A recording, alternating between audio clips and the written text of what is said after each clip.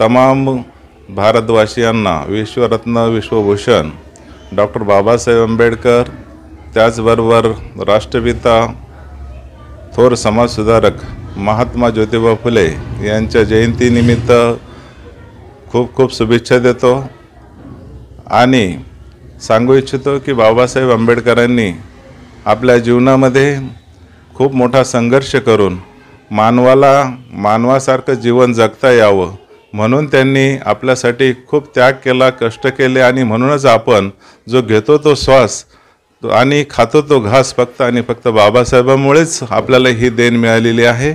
आणि त्याचबरोबर महात्मा ज्योतिबा फुलेंनी सुद्धा शिक्षणाच्या प्रवाहामध्ये स्वतः आपल्या पत्नीला म्हणजेच ज्ञानाची देवता क्रांतिज्योती सावित्रीबाईला घडवलं, शिकवलं आणि त्यामुळेच आपल्या मुली, आपल्या महिला आज शिकू लागल्या, बोलू लागल्या आणि प्रत्येक स्तरामध्ये, प्रत्येक क्षेत्रामध्ये आघाडीवर आहेत।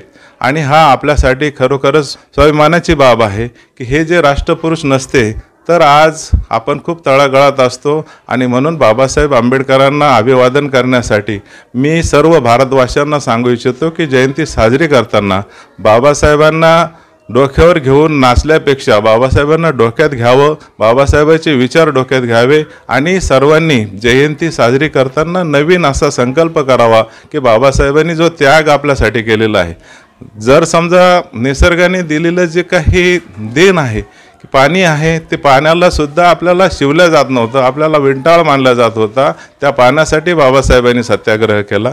तर जर समजा की ज्या ज्या गोष्टी आपल्याला अपेक्षित आहे, निसर्गाने दिलेल्या आहेत, त्यासुद्धा आपल्याला मिळत नव्हत्या आणि म्हणूनच बाबासाहेबांचं जो काही त्याग आहे, बाबासाहेबांचे कष्ट आहे, तर या कष्टाची चीज करायची असेल तर आपल्या मुलांना शिकवलं पाहिजे, घडवलं पाहिजे आणि शिक्षणाशिवाय पर्याय नाही। जोपर्यंत आपण शिकणार नाही तोपर्यंत या सृष्टीवर टिकणार नाही। आणि जर समजा आपल्यामध्ये ज्ञान असेल तरच आपण ज्ञानाच्या जोरावरच आपण नवीन अशी क्रांती करू शकतो। आणि म्हणूनच मी सर्व भारतवासियांना पुन्हा विश्ववंदनीय बाबासाहेब आंबेडकर यांच्या 133व्या जयंतीनिमित्त आणि महात्मा ज्योतिबा फुले यांच्या जयंतीनिमित्त खूप खूप शुभेच्छा देतो। धन्यवाद। जय हिंद, जय बुद्ध, जय भारत।